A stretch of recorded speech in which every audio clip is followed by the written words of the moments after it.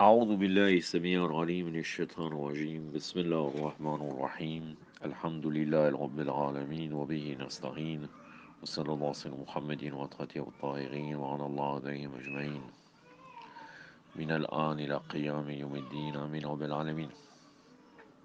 Une question qui est importante de répondre, que j'ai créé cette question en réalité, mais c'est une question que les savants et bakriyin et chiites sont posé la question.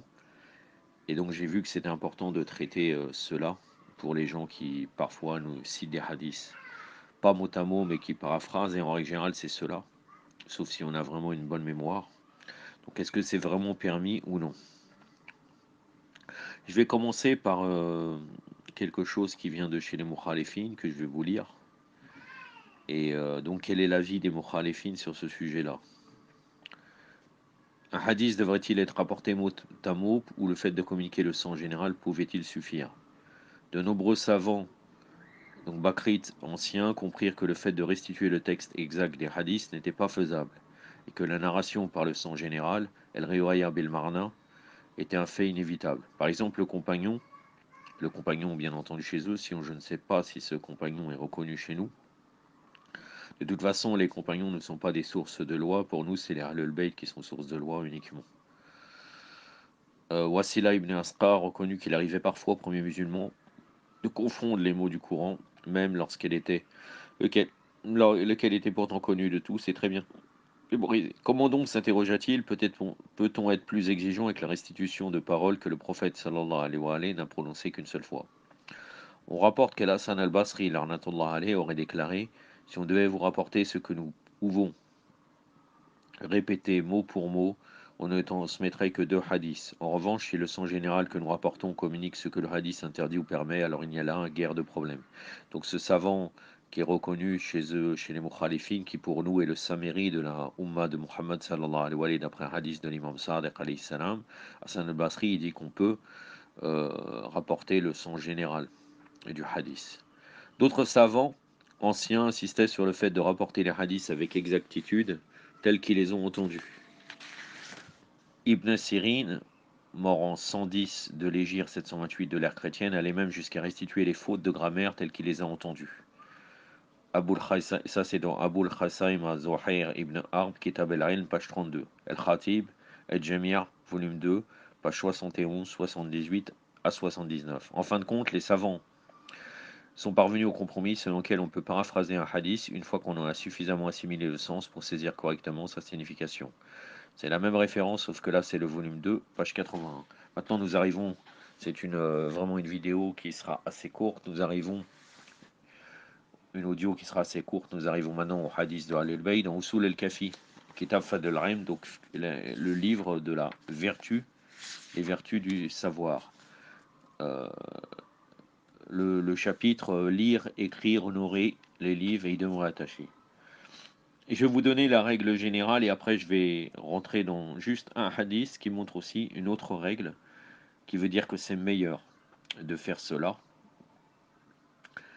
Et donc ça reste une pratique recommandée de citer totalement et mot pour mot le hadith. Mais la règle générale, c'est comme chez les mukhalifin, nous sommes autorisés de paraphraser le hadith pour que les gens comprennent, et aussi parce que nous n'avons pas mémorisé totalement le hadith, on a mémorisé le sens.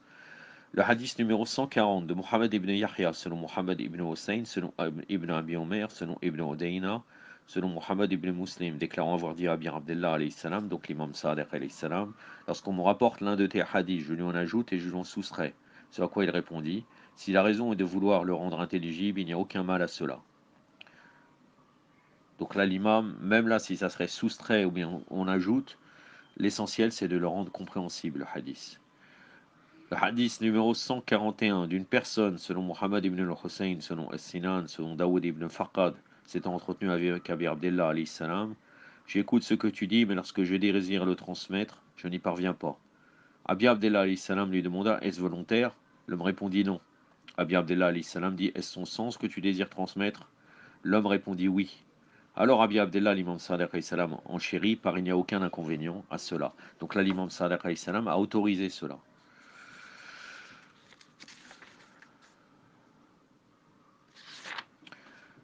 Le hadith numéro 139, maintenant je reviens, de Ali ibn Ibrahim, selon son père, selon Mudabi Omer, selon Mansour ibn Younes, selon Abi Basir alayhi salam, ayant demandé le sens à Abi Abdullah alayhi salam, la parole d'Allah, donc le verset 18 de la sourate 39, qui écoute la parole et qui obéit ce qu'elle contient de meilleur. Elle a Arsan, là c'est Arsan, donc ça, Arsan c'est le meilleur. Le meilleur, ça peut aller dans le sens de recommandation, vu les textes que nous avons précédents qui donnent une règle générale comme quoi c'est autorisé de paraphraser le hadith. Donc là il commenta de la façon suivante, là il s'agit d'une personne écoutant un hadith et le transmettant tel l'a reçu sans addition ni omission. Donc là c'est très très recommandé, c'est meilleur de citer le hadith mot pour mot. Maintenant, concernant le sens grammatical, puisque dans le texte des Mukhalifin que je vous avais lu, il y avait cela pour certaines personnes qui étaient très précis. Donc là, encore meilleur. Dans le hadith 151, il est dit de Mohammed ibn Yahya, selon Ahmed ibn Mohammed ibn Isa, selon Ahmed ibn Mohammed ibn Abi Nasrin, selon Jamil ibn Daraj, déclarant avoir entendu Abu Abdullah, c'est-à-dire l'imam Sa'ad salam, dire: prenez soin du sens grammatical de nos hadiths, car nous sommes des gens au langage clair et éloquent. Donc là, pour vraiment percer le sens réel des Ahlul Bayt qui veulent donner, il faut faire attention au sens grammatical et même le rapporter si on pourrait comme tel, pour que vraiment les gens comprennent et les gens savants puissent percer le véritable sens. Je pense que j'ai répondu à cette question, Inch'Allah, et j'en ai terminé avec cela. Wassalamu alaikum wa rahmatullah.